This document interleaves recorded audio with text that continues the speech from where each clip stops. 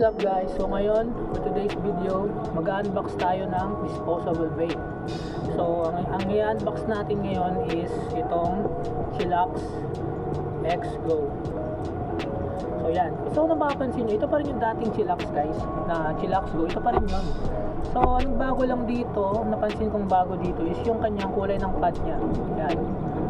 So kung yung dating Chillax Go, yung pad niya is kung anong flavor, ganun yung kulay ng pad niya, like strawberry, pink, black currant, black mamba is black. So mapapansin niyo dito, ang nagbago sa kanya is yung kulay ng kanyang yung lettering ng kung anong flavor niya. So ang flavor nito guys is iced lychee. First time ko itong itatry kasi fan ako ng iced strawberry when it comes to Chillax. Sobrang sarap kasi, bukod sa mabango na siya, matamis pa, saka guys, sobrang sarap. Pero I wanna try something new, kaya ito yung pinili ko ngayon. Ayan, kita nyo, iced lychee. Yun. So same thing pa rin naman sa kanyang battery. Ganun pa rin, kulay puti pa rin yung battery niya, kita nyo guys yan. So yung pinaka last na natikman ko na lychee is yung sa Shift pa dati. Yeah. So hindi ko alam kung paano rin si Chillax, pero as we know, Chillax sobrang sobrang quality niyan maglabas ng flavor. I mean talagang sobrang good. Sarap sobra. I mean yung hinahanap mo nasa Chillax na talaga siya. So ayun, bubuksan na natin siya. Unahin na natin muna yung battery niya, no? So ito.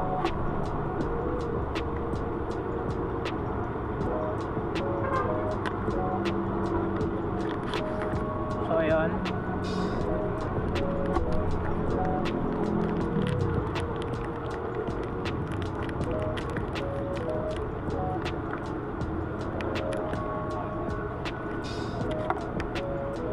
So ayun siya guys, nakikita nyo yan, ganun pa rin siya, yun pa rin yung battery niya sa dating Chillax. Yung pad lang talaga niya ang bago, nag-iba yung kulay. So itong battery niya ganun pa rin, rechargeable pa rin siya. Same thing pa rin siya sa dati. Wala nagbago guys yun. And ito namang sa pad niya. Wow! Kita niyo yun, no? Yun na nagbago sa kanya guys. Diba? Puti na siya. So all white na siya ngayon, no? Kumpara nyo sa dating Chillax Go is yun nga, tulad ng sinabi ko kanina, diba? Diba yung kung ano yung kulay, kung ano yung flavor, yun yung kulay ng pad niya. So this is different guys, bago para sa akin to, and I just wanna try.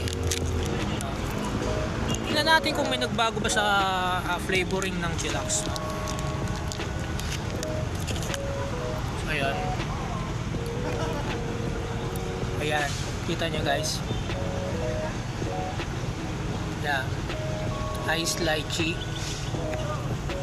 Yun. So, tanggalin natin yung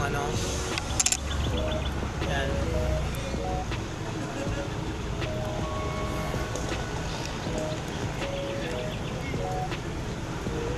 Yeah. Kabit na natin siya. So, ito na yan guys. All white. Chillax X Go. Chill X Go. Yun yung kanyang ito. Chill X Go. Iced lychee. So ayun,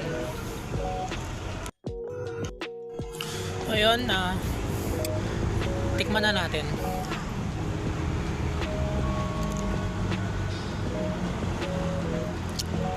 Sarap guys, sarap.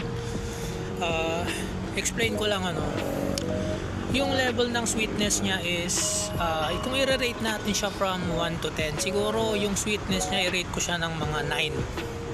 Sobrang tamis niya guys. Yung sa coolness naman niya, siguro mga 6 or 7, 6.5, mga ganon. Pero all goods terms of lasang lychee talaga siya. Kung na-try nyo yung lychee na blue, yung inumin, kung nakainom na kayo nun, ganon na ganon yung lasa niya. As in same na same sila ng lasa niya, ganon na ganon. So i-try ulit natin.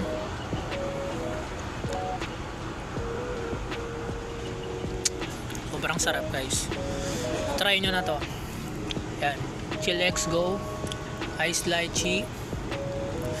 So ayun, ganun pa rin naman siya in terms sa pads, sa battery, sa itsura niya. Ganun na ganun pa rin siya. Chillax na chillax pa rin siya. Ang nagbago lang talaga sa kanya is yung kulay ng pad niya. Yun lang guys. So ayun, sana magustuhan nyo, no.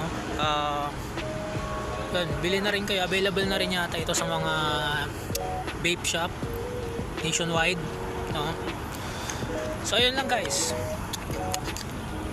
See you next time.